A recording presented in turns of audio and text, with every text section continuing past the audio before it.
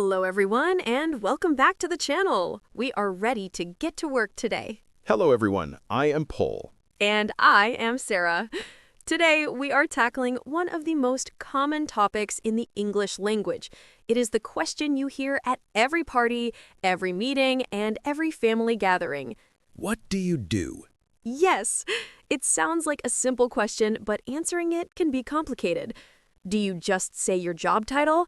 Do you explain your company? Do you talk about your daily tasks? Today, we will teach you exactly how to describe your professional life.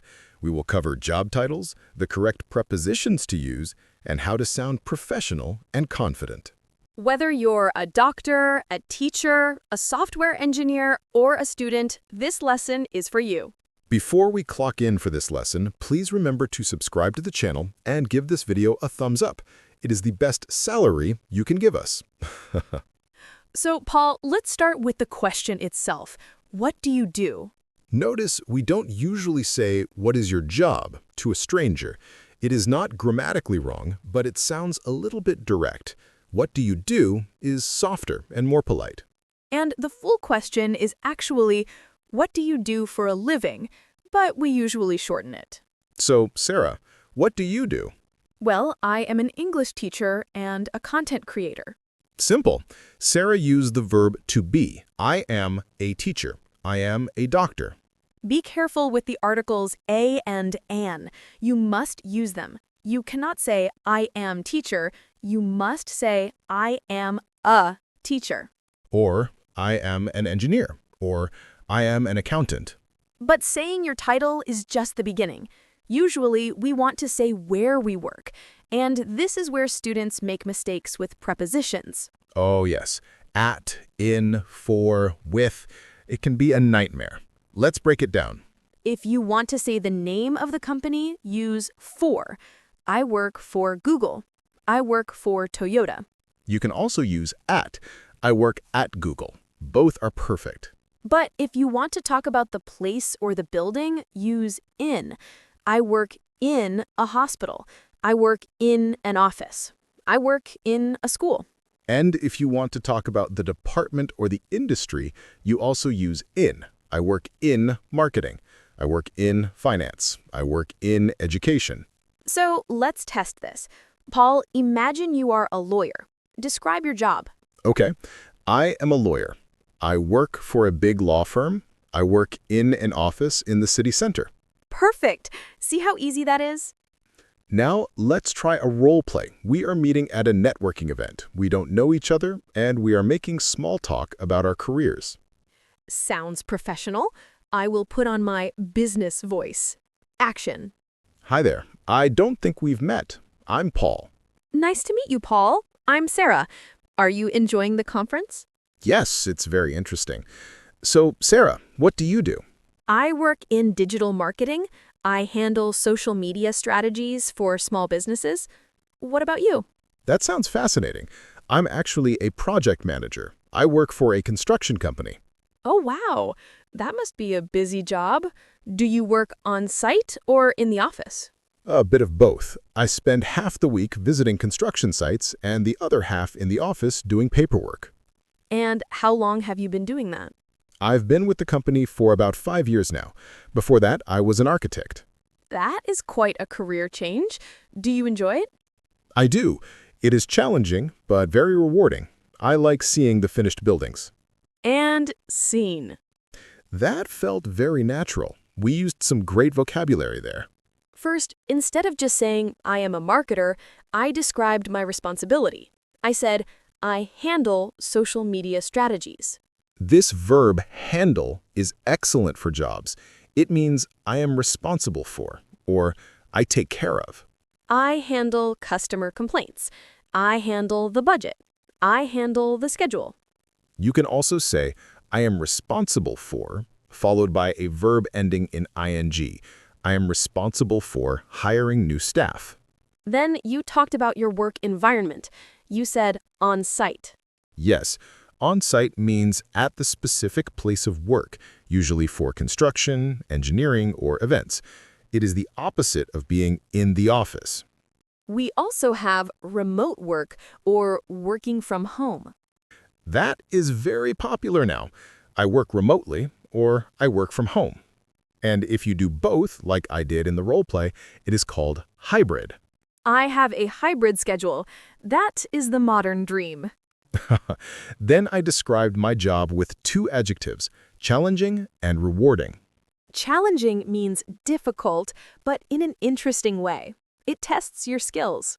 And rewarding means it makes you feel good. It gives you satisfaction. Teaching is challenging and rewarding. Cleaning toilets might be challenging, but maybe not very rewarding. True. We also have negative adjectives. Stressful My job is very stressful. or monotonous. Monotonous means boring because it is the same thing every single day. Repeat, repeat, repeat. Another word for that is repetitive. Data entry can be very repetitive. So, Paul, we talked about titles, but sometimes people don't have a traditional 9 to 5 job. That is true. The world of work is changing. Many people are freelancers. A freelancer is someone who works for themselves and has many different clients. They are their own boss. You can say, I am a freelance writer, or simply, I freelance. Or you can say, I am self-employed.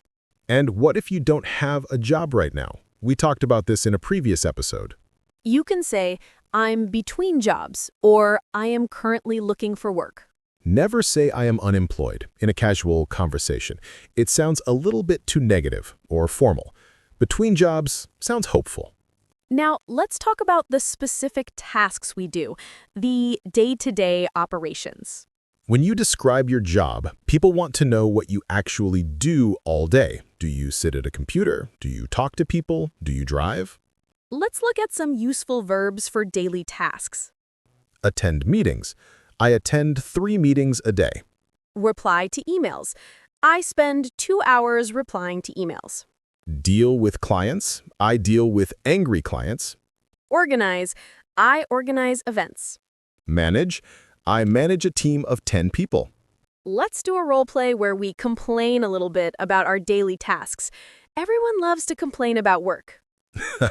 It is a universal hobby. Okay, I will be the tired employee. And I will be your sympathetic friend. Action. What a day. I am totally drained. Rough day at the office? You have no idea. I spent the entire morning dealing with a software crash. Nothing was working. That is so frustrating. And then I had to run a presentation for the new investors. I was so nervous. Did it go well? I think so. But then my boss asked me to stay late to finish the monthly report. I feel like I live at the office. You are working too hard. You're going to burn out. I know, but I have a lot on my plate right now. And scene. We use the phrase, I have a lot on my plate.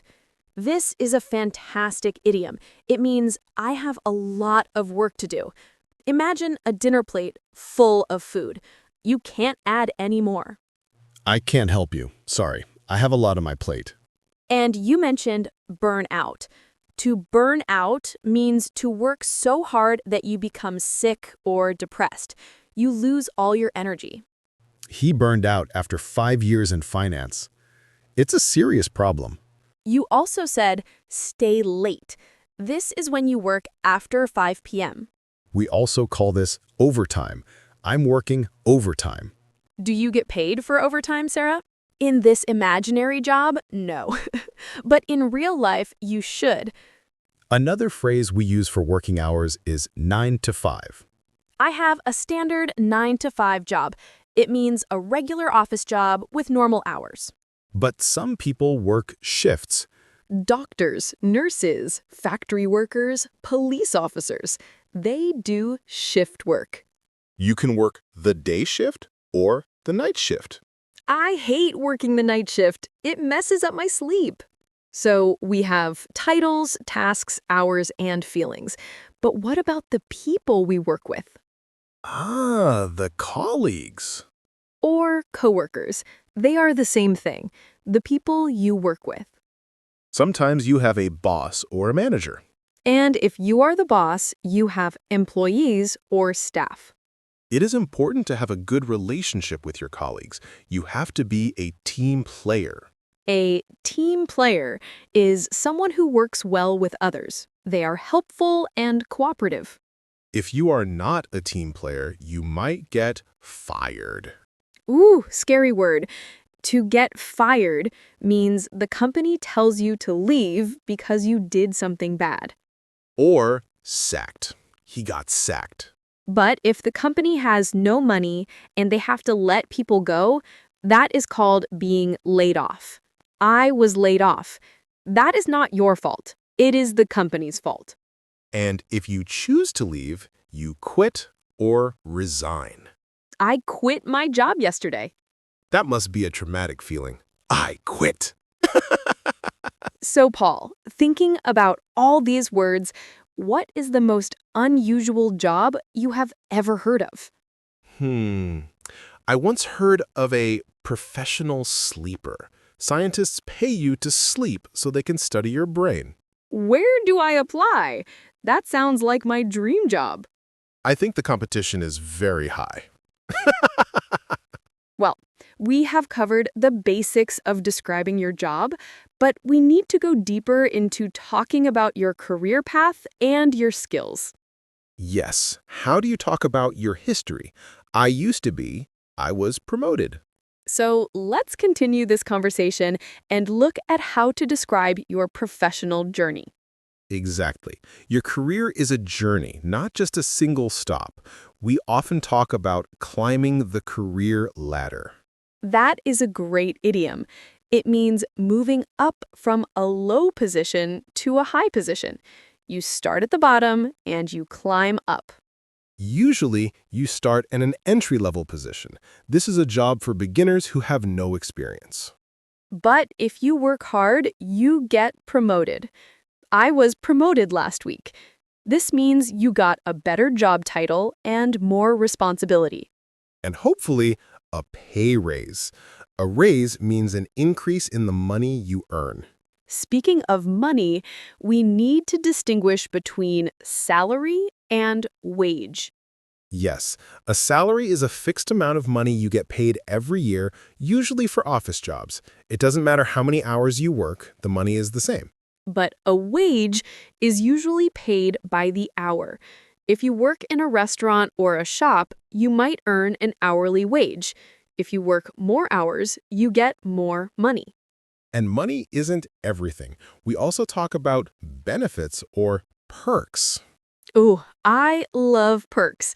These are the extra things the company gives you, like health insurance, a company car, or a gym membership. Some companies even offer free lunch or unlimited holidays. Those are amazing perks. We call all of this together the compensation package. Now, Sarah, eventually the career journey ends. When you are 60 or 65, you retire. Retire means you stop working forever to relax and enjoy life. My father is retired, and hopefully you have a pension to live on. That is the goal. But while we are still working, we often have to do job interviews. And in an interview, you need to talk about your skills. Yes, this is crucial. We divide skills into two categories: hard skills and soft skills. Hard skills are technical. They are things you can learn in a class, like coding, accounting, driving a forklift, or speaking Spanish. Soft skills are about your personality and how you work with people, communication, teamwork, leadership, and time management. In modern jobs, soft skills are often just as important as hard skills. Employers want to know if you are easy to work with. Let's do a quick mini role play. It is a job interview. I'm the interviewer, and I'm asking about your strengths. Okay, I am ready to sell myself. Action. So, Paul, looking at your resume or CV, I see you have a lot of experience. But what would you say are your greatest strengths? Well, regarding hard skills, I am fluent in 3 languages and I'm an expert in project management software. That is impressive. And what about your soft skills? I pride myself on being a problem solver. When things go wrong, I stay calm and find a solution. I'm also a strong communicator. That is exactly what we are looking for in this role. And scene. I pride myself on. That is a very sophisticated phrase. It means I am proud of this quality. Okay, Sarah, I think we have built a solid resume of vocabulary today.